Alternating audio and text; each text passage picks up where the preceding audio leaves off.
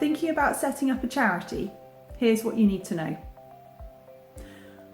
There are a lot of other advisors like me, as well as the government and other organisations who have provided guidance on this area. This is good. It means that for those people who are thinking about setting up a charity, then they probably have a pretty good idea of what's involved. However, if you are thinking about setting up a charity, then you will also know that charities are heavily regulated and subject to fairly intense scrutiny. Consequently, it is important to focus on some essential elements before getting into the detail of setting up a charity. My advice would be to focus on the 3 key areas of your charity's objects, your charity's trustees, and also your charity's structure. Looking first at your charity's objects, what will your charity be set up to achieve? Remember, the purpose for your charity, the objects for your charity, must reflect a public benefit.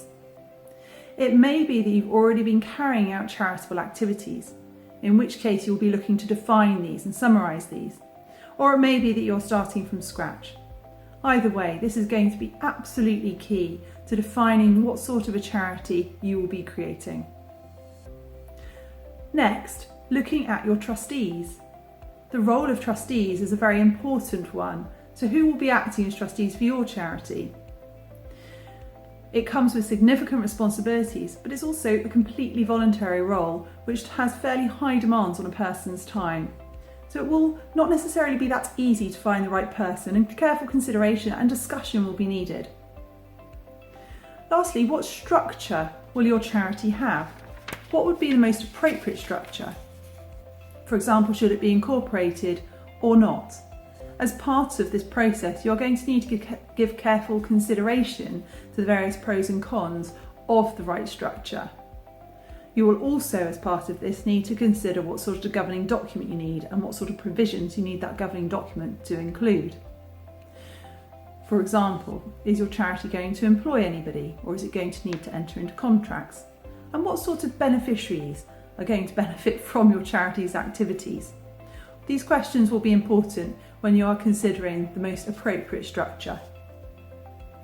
Once these key areas have been considered by you, then you will be well placed to move on to the rest of the creation of your charity.